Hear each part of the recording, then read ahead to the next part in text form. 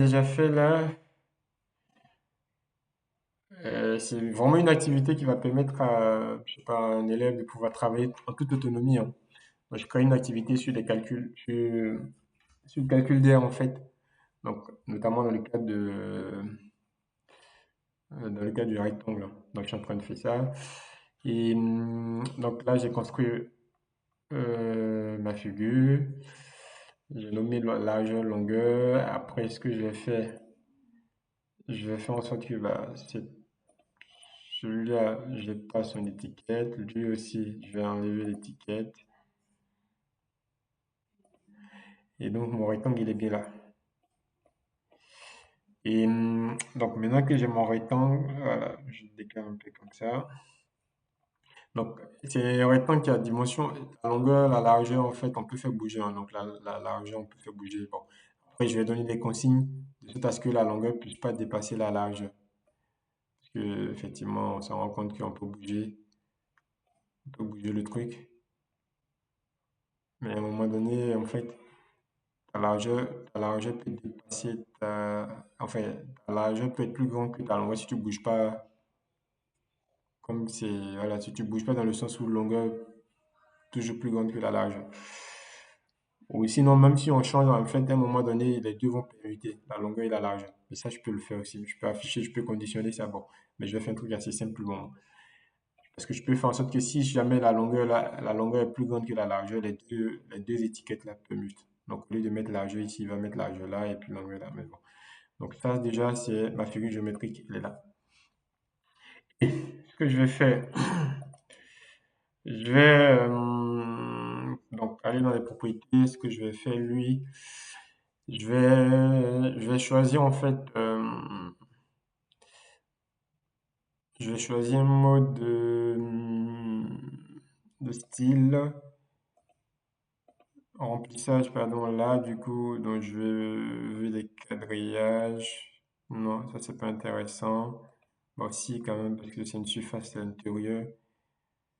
Donc, assuré, je préfère comme ça, voilà. Je préfère ça. Je préfère ça, les espacements, on peut peut-être mieux voilà, je peux faire ça. C'est vrai que c'est l'intérieur, je peux affiner comme ça.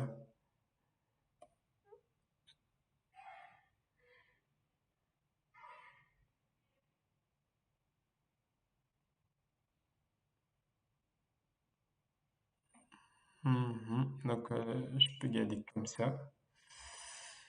Donc là, j'ai bien mon truc. Donc, l'opacité est tracée, je l'ai augmentée, d'accord, l'épaisseur de trait, donc,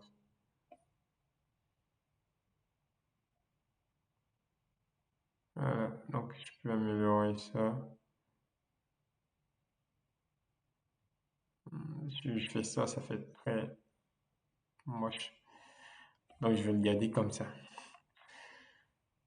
Jusque-là, je suis bon. Ensuite, donc ça, il est fait. Hmm, Une fois que j'ai fait ça, je peux même être tenté de tracer les diagonales. Donc là, je vais le faire en plus, hein. Donc les diagonales, il y a juste à prendre les segments. Donc je prends ce point-là, je le relie à là. Bon, lui, il m'a affiché un truc, l'étiquette. Je veux pas l'étiquette, afficher l'étiquette, je n'en veux pas. Ensuite, je fais un deuxième segment, donc toujours au segment, donc je suis là, là, donc je peux, j'ai déjà fait ça. Et comme tout à l'heure, lui, en fait, je veux pas en fait l'étiquette. Donc, afficher l'étiquette, je vais l'enlever. Et je vais en fait mettre en évidence l'angle. Par contre, il faut que je passe un point d'intersection là, donc de ça et de ça. Donc, ça fait ce point-là, jusqu'à le point E.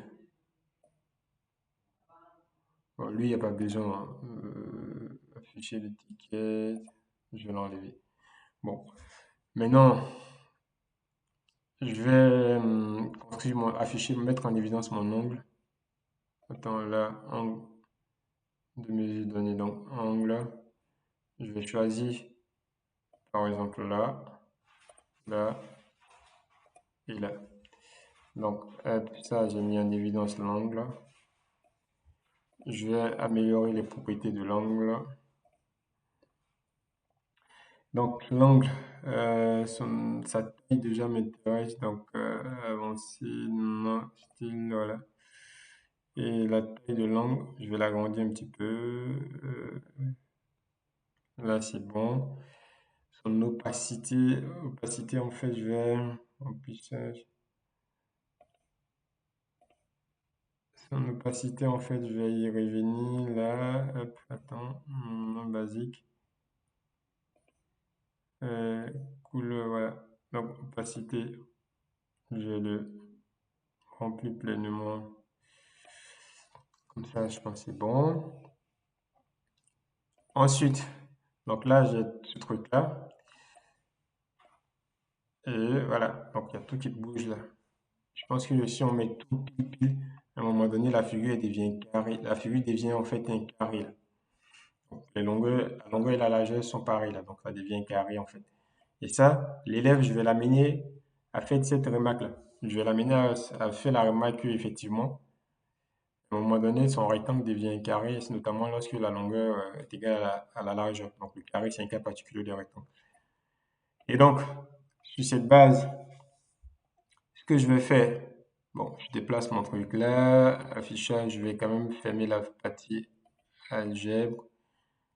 Je fais ça, et mon curseur, il est là, et mon curseur, il est là. Je vais les fixer pour que objet fixe, objet fixe, pour que ça bouge plus là. Vous voyez là, je peux pas le bouger, je peux pas le déplacer. Mais voilà, je peux quand même voilà, faire le truc. Ça, il n'y a pas de problème. Donc maintenant que j'ai mon carré, je vais créer un champ de texte.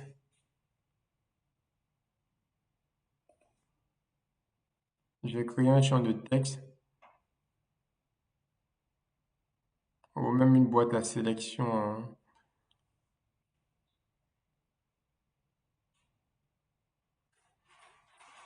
Hmm, bien avant, je vais créer mon objet là. Je vais créer R, je vais l'appeler R avec, avec deux E en fait, hein. R égale, c'est longueur fois largeur, donc c'est grand L fois petit l. Donc je l'ai nommé R, c'est un objet que j'ai appelé R avec deux E là. Ouais. Donc ça, je l'exécute. Et puis, je vais créer le périmètre. Donc périmètre, je vais mettre deux E aussi, périmètre. Donc je l'écris comme ça, égal. En parenthèse, longueur plus largeur fois 2 effectivement. Donc ça, c'est périmètre. Périmètre. Je fais ça. Donc les deux objets sont stockés dans la mémoire là, de mon espace de travail. Et ce que j'ai envie, c'est de créer une boîte à sélection, une boîte de sélection en fait. Donc boîte sélection. Donc je vais créer une boîte de sélection là, à côté là. Euh,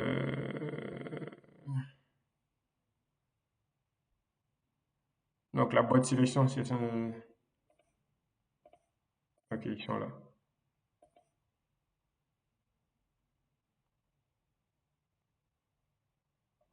Donc là, je vais mettre,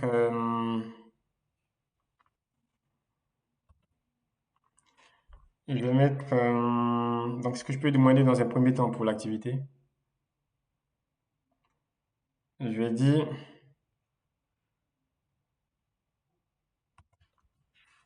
calculer, calculer et le périmètre. Bon, non, avant, je vais dire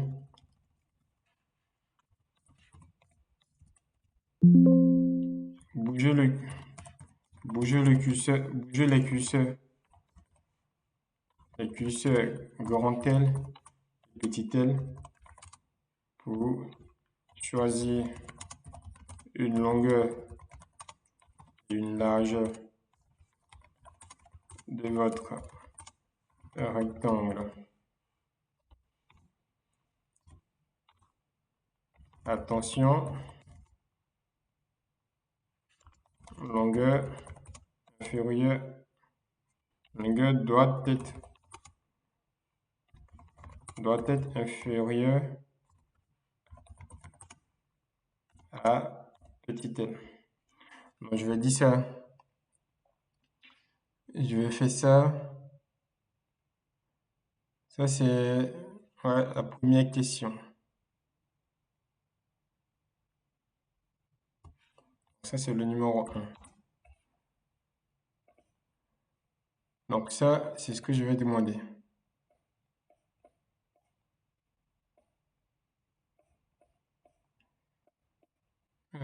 Bon, là, j'ai quand même, mon texte.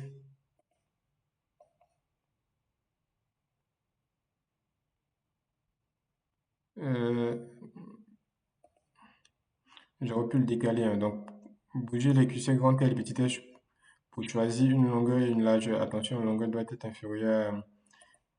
Bon, j'ai résumé, j'ai pris un espace assez petit pour mon truc et ça me rattrape. C'est normal, mais c'est pas grave. Donc là, dans tous les cas, l'essentiel, c'est ça. Et voilà. Ensuite, le deuxième. Par contre, oui, je dois pouvoir le bouger normalement. Propriété. Afficher l'objet. Fixer à la case, non. Attends, voilà. Voilà. Donc là, je dois pouvoir le bouger.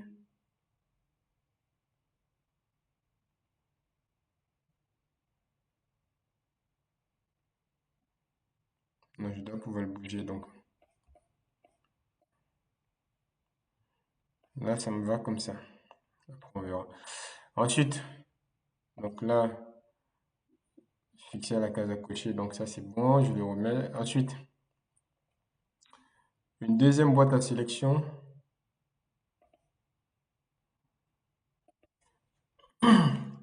C'est le numéro 2. Donc, je lui demande de à la main, calculer à la main, calculer à la main l'air et le périmètre du rectangle. Calculer à la main l'air et le périmètre du rectangle. Donc, calculer à la main l'air et le périmètre du rectangle. Ça, c'est la question numéro 2.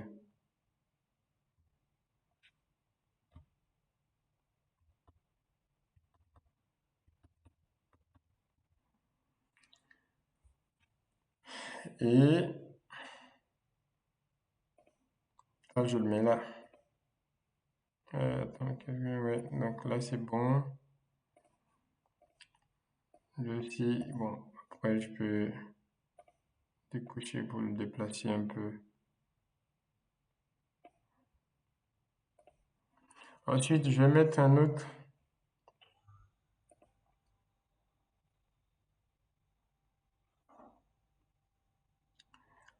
Je vais mettre une autre case là.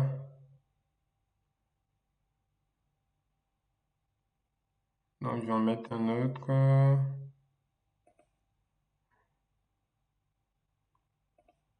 Donc, je vais dire cocher cette case. Donc, ça, c'est 3. Cocher cette case pour afficher pour afficher la bonne réponse et comparer.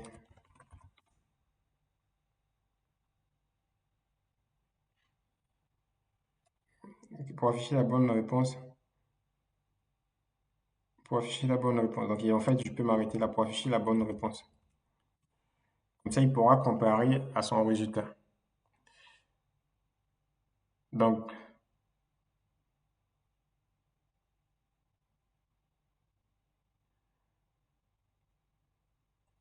en fait, là, ça me fait quoi?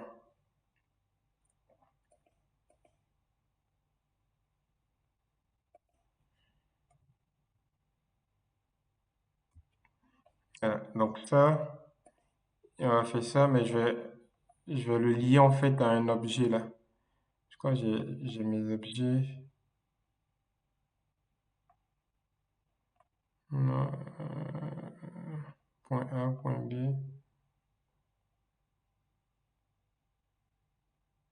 Est-ce que je les ai mis dans un objet? Euh, oui, je les ai mis dans périmètre, R et périmètre.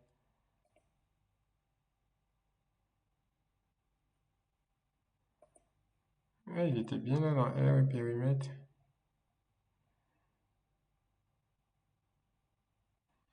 Attends, je vois algèbre.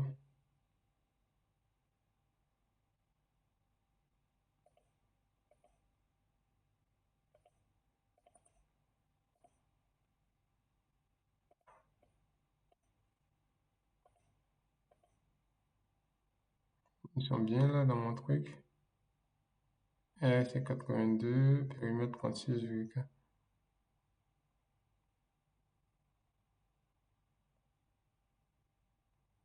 Donc,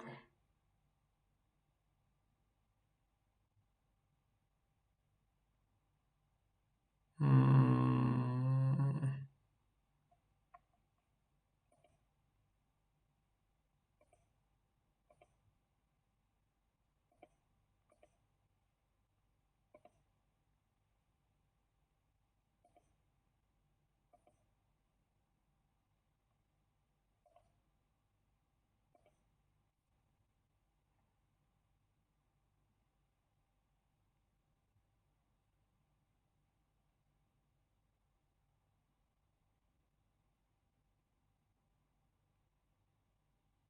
oui, donc en fait, mhm. Donc je l'ai là. Je teste comme les gens.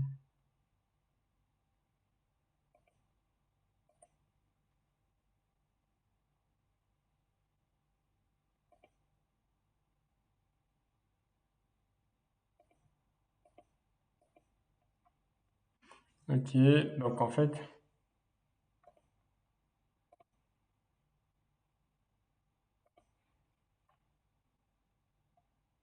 ou le nom, il n'a pas voulu le nom. Attends, je vais mettre juste un petit truc comme ça, c'est mieux pour voir. Je vois celui-là aussi. Hop.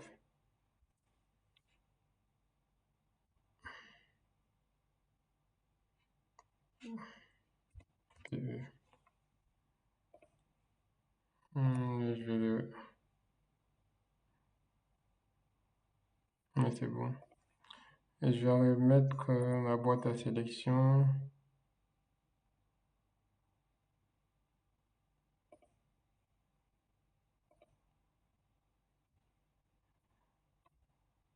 On a eu trois cocher cette case pour afficher la bonne réponse.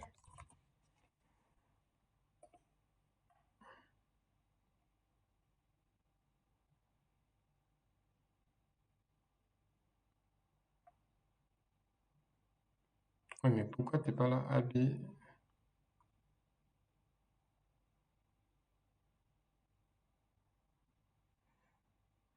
Bon.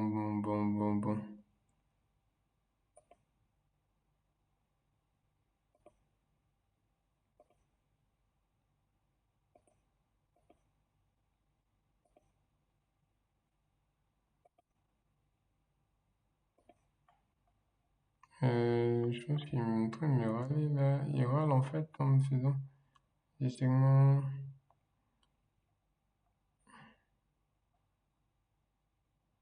C'est quoi le D, le petit D, le petit L, ouais. C'est des boulins, d'accord.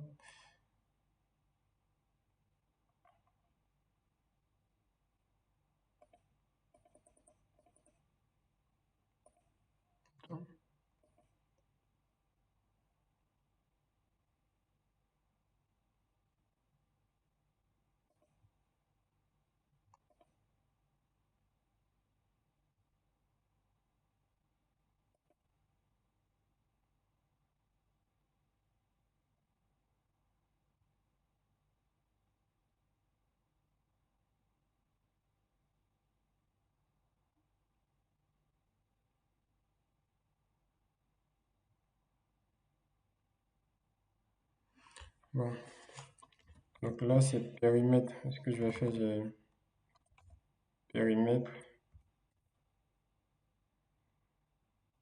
Bon, d'abord R, oui, donc R égale. R égale à. R égale en fait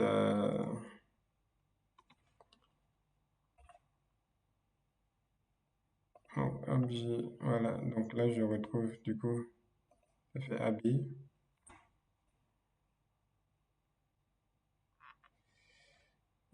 Si je prends sur un centimètre, donc centimètre, centimètre carré.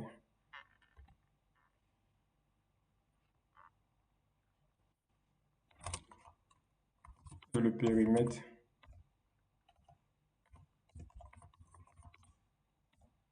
égale. Voilà, d'abord j'allais mettre égal en fait à longueur fois largeur est égal en fait à ça. Et le périmètre, c'est égal en fait à. Et le périmètre, c'est égal en fait à longueur. Donc, entre parenthèses, plus largeur, le tout multiplié par 2.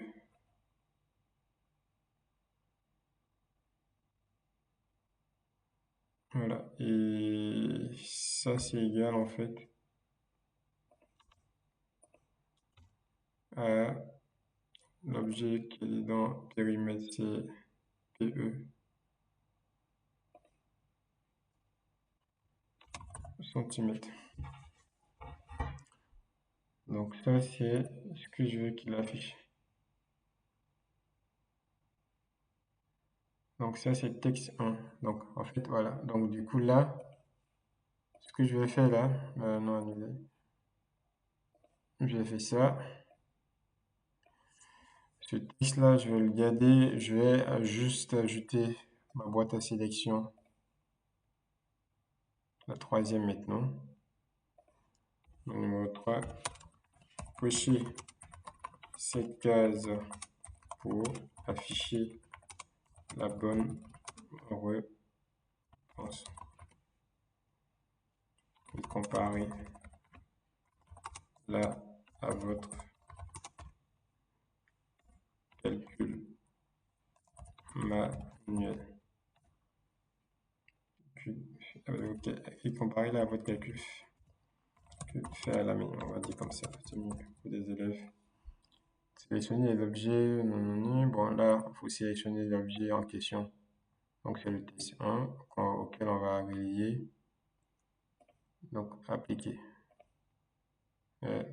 Donc là, par défaut, c'est coché. Donc, normalement, si je décoche, le test il disparaît. Si je coche, le test il apparaît. Donc, ça, c'est ça. Attends, hop, je vais déplacer un petit peu. Et le test en lui-même, il faut que je le mette là.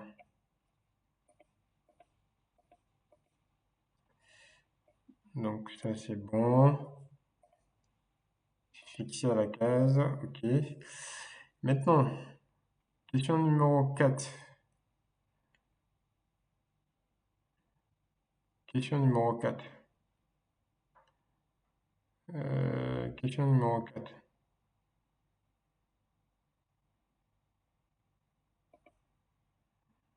Question numéro 4.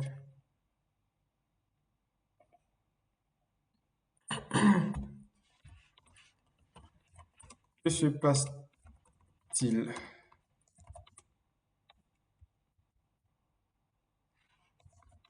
Que se passe-t-il lorsque grand L égale petit l?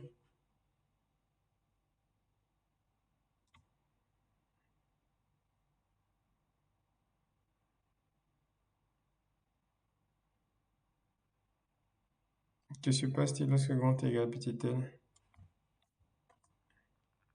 Et quelle est la valeur? Et quelle est la nature de l'angle formé par? Et quelle est la nature de l'angle formé par les diagonales?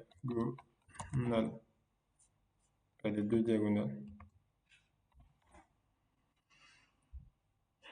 Mhm.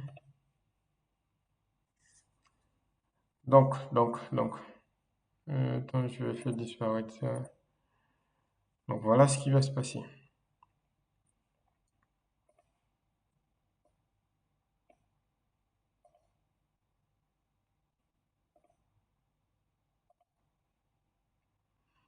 Euh, donc celui-là, je vais le mettre là.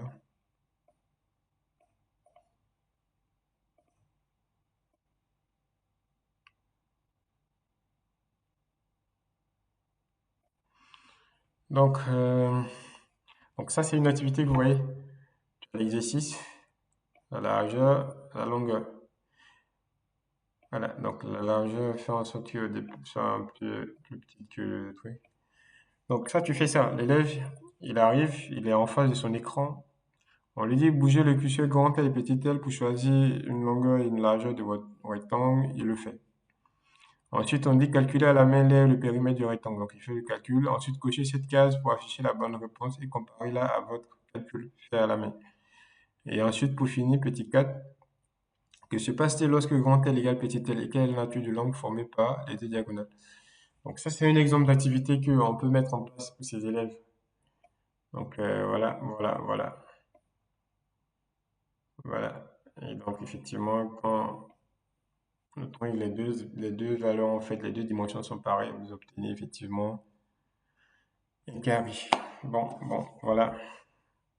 C'est assez simple et à la fois intéressant. Et puis, on peut faire plein de choses, en fait, pour avoir les idées. Une fois qu'on a les idées, il y a tout qui est mis à disposition pour y arriver, pour matérialiser ça, en fait.